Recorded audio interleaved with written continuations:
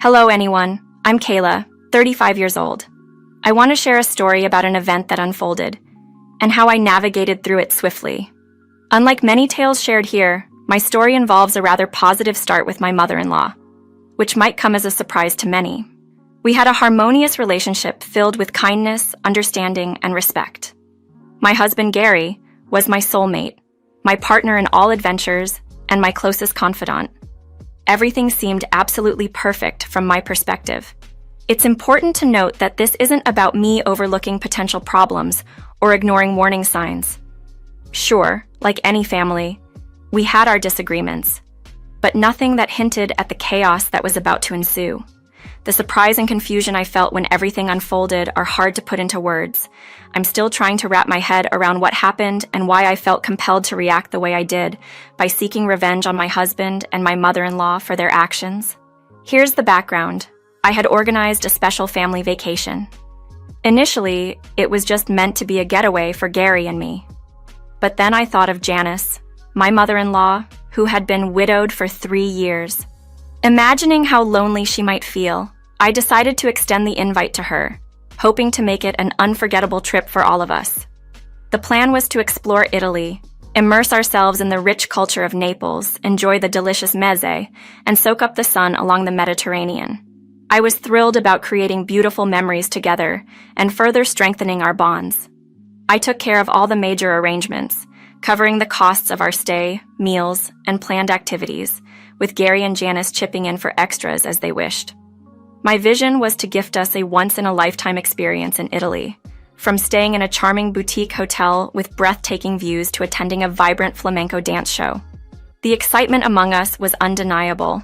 I was bursting with excitement about unveiling the grand surprise I had in store for Janice and Gary. Unbeknownst to me, the events that would unfold threatened to topple my unwavering trust and break the seemingly flawless harmony of our family life. I was on the cusp of an experience that would dramatically alter my view on family loyalty and reveal the startling complexities of deceit. But let's not jump too far ahead. Let me take you back to the moment filled with anticipation and dreams about our trip to Italy, a time when our aspirations were alive with potential and optimism. There I was, in our living room, holding the plane tickets with a beaming smile as I called over to Gary and Janice. Their puzzled looks were a mix of curiosity and surprise. Janice, with her insightful eyes that seemed to carry the wisdom of ages, looked on with interest. "What's this all about, Kayla?" she inquired, a hint of excitement in her voice. With a grand gesture, I presented the plane tickets and outlined the splendid Italian vacation I had meticulously planned for us. I watched their faces closely, eager to see a reflection of the joy and appreciation I felt. Gary's reaction was immediate. His face brightened, his eyes gleaming with excitement. "Kayla, you're amazing. This trip sounds incredible." Janice's response was more subdued, but equally heartfelt. "Oh, Kayla, you've gone above and beyond. This is such a generous gift," she said, her warmth enveloping me. At that moment, I was filled with a sense of pride and happiness. Their reactions affirmed the love and thought I had put into planning this surprise. I believed that this vacation would cement our bonds even further, creating memories that would last a lifetime and fortifying connections that already felt indestructible. However, as you may have guessed, our story takes a dark turn. Beneath the veneer of our perfect relationships lurked a complex web of deceit and betrayal, poised to entangle us. The unraveling truth would push the boundaries of forgiveness and challenge the core of what it means to be a family. As we embarked on our journey, boarding the plane to Italy, the air was thick with anticipation. We were set to dive into the vibrant life of its streets, unaware of the challenges that awaited us. Immersing ourselves in the vibrant culture of Italy, the first week of our trip unfolded like a dream. We indulged in the rich flavors of risotto, roamed through historical sites, and let the lively flamenco beats guide our steps into the night. Laughter and a shared sense of joy seemed to confirm that nothing could sever the strong bond we had. Yet, unbeknownst to me, a tempest was gathering strength, ready to strike and unravel the fabric of my happiness. It was a bright Monday morning, with the sun casting a golden glow over the city, and I found myself alone in what should have been a room filled with the presence of my family. Confusion and a sinking feeling of unease took hold as I reached for my phone, desperately trying to contact my husband and Janice, only to be met with silence. Their sudden disappearance was baffling, leaving me to grapple with a whirlwind of emotions and questions. Their phones offered no answers, and a thorough search of our room revealed no clues. No goodbye notes, no packed bags, nothing to suggest a planned departure or any hint of trouble. It was as if I had imagined our shared moments of happiness, now sitting alone in a room meant for a family. Time stretched on painfully as I wrestled with possibilities, each more unsettling than the last. Had they somehow gotten lost, or worse, been taken? The lack of any sign of a struggle or distress, however, quickly dismissed those fears, leaving me with a cold realization. I was abandoned in a foreign country, and the bonds I thought unbreakable now seemingly dissolved. Just as despair began to cloud my thoughts, a ray of hope broke through the gloom. A call from Janice. Mixed emotions overwhelmed me, relief at knowing they were at least safe, confusion over their unexplained departure, and a deep sense of betrayal. With a heart heavy with conflicting feelings, I answered, my voice a blend of worry and incredulity. Janice, where are you? What's going on? I asked, hoping for some understanding, some reason that would make sense of the situation. The response I received, however, was far from the warm, comforting tone I was accustomed to from Janice. Her voice, now edged with a hint of coldness and frustration, was almost unrecognizable. Kayla, I figured I should at least return your calls after you've tried reaching me so many times, she said, her words striking a chill through me. The affectionate, kind-hearted Janice I knew seemed distant, replaced by someone whose actions I couldn't reconcile with the love and respect we once shared. I'm sorry if I bothered you, I started, my voice filled with genuine concern. I just couldn't find you or your things and got worried something bad might have happened. Janice's next words hit me with such a force of indifference that it felt like a physical blow. We left you. Confused and hurt, I pressed for an explanation. But why? What did I do? I couldn't stand another week with you, so we had to leave, she said bluntly. Stunned, I asked, what do you mean? Did I do something to upset you? Yes. How can you not see it?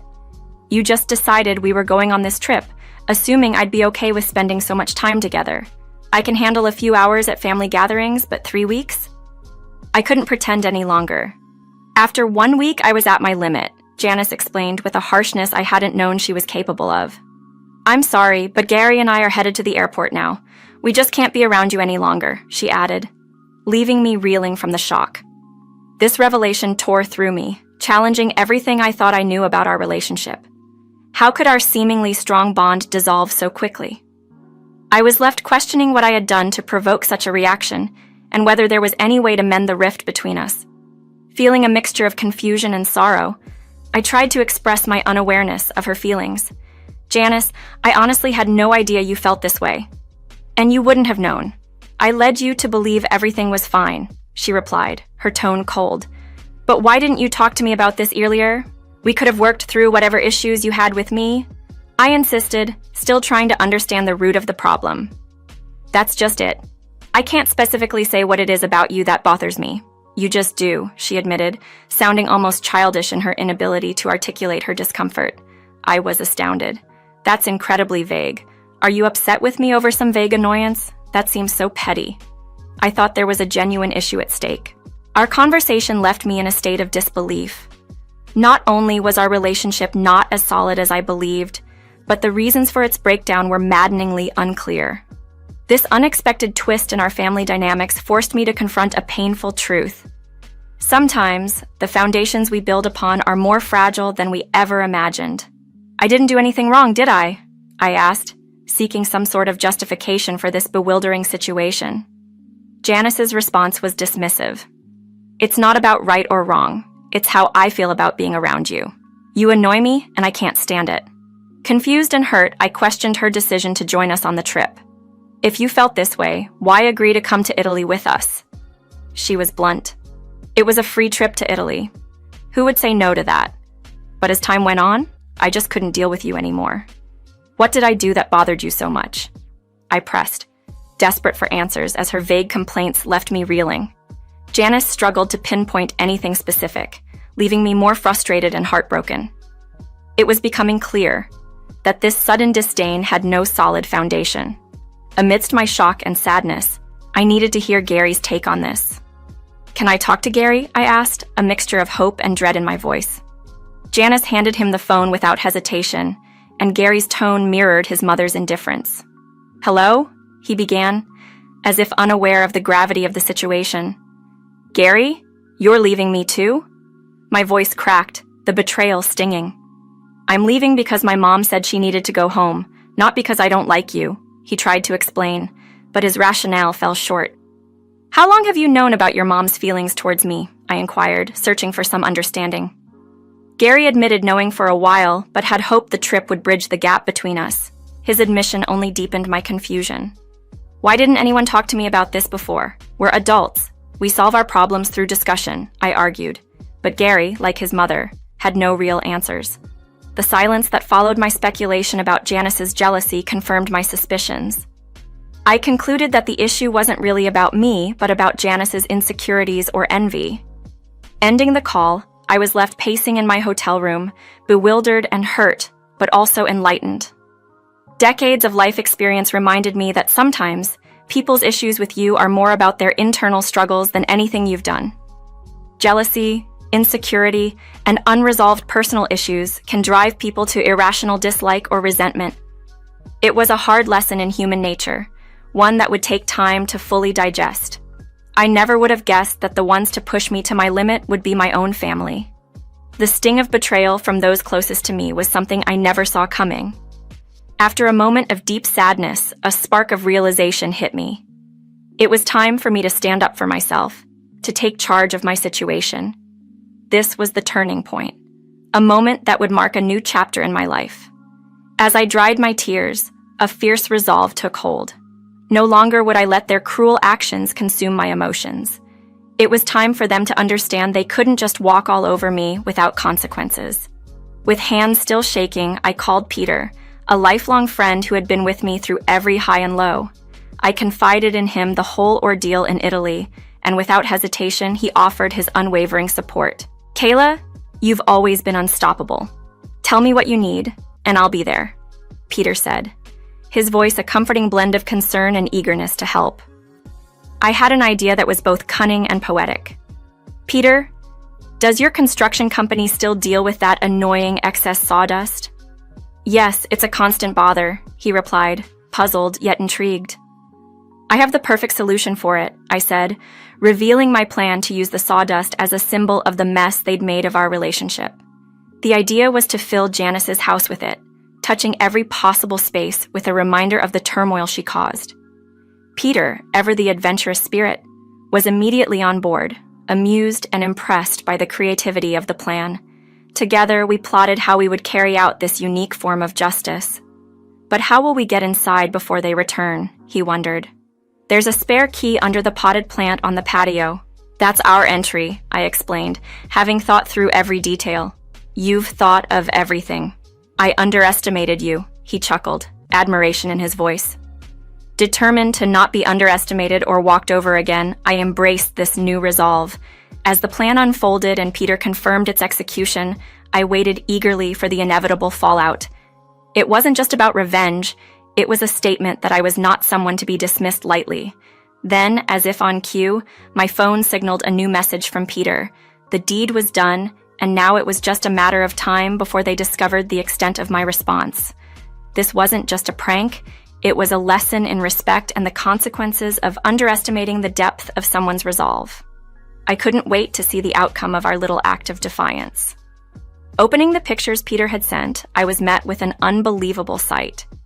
Janice's immaculate home was now a scene of chaos, entirely submerged under a blanket of sawdust. It was as if a sandstorm had passed through, leaving a mark of our mischief in every possible space. Laughing over the phone with Peter, I found a moment of joyous release from the betrayal that had weighed on me. It was a strange form of triumph, sharing this victory with a friend who stood by me through such an unconventional response to hurt. "There's a certain satisfaction in naughtiness," Peter remarked, and I couldn't agree more. As time passed, the anticipation of Gary and Janice's reaction grew. I imagined their shock and confusion upon returning to a home transformed by our handiwork.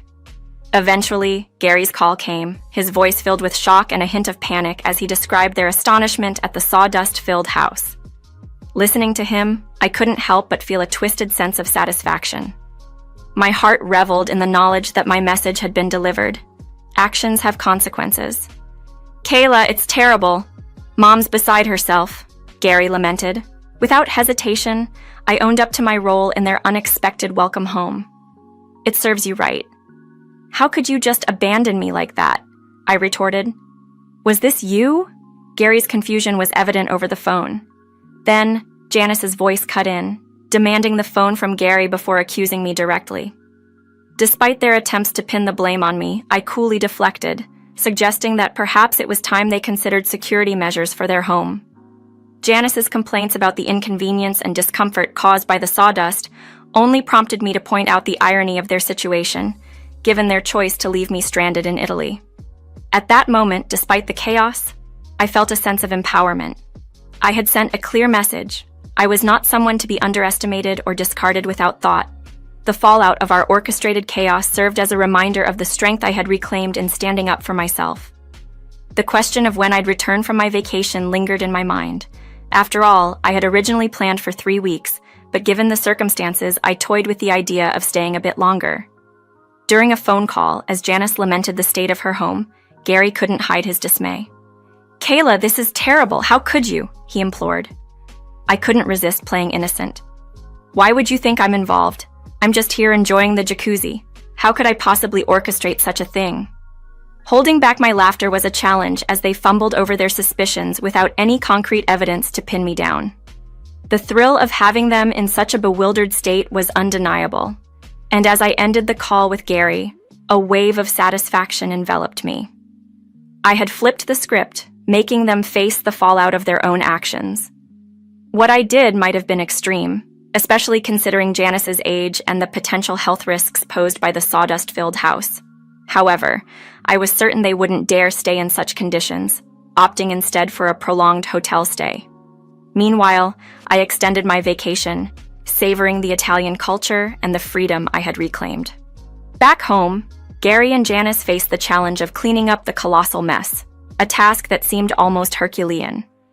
The prospect of Janice moving in with us, given her aversion to my company, was an ironic twist I couldn't help but find amusing. This situation highlighted a harsh truth. Sometimes people only understand the impact of their actions when faced with direct consequences. This whole ordeal serves as a potent reminder that there are instances when the only way to teach someone a lesson is by letting them experience the consequences of their actions firsthand.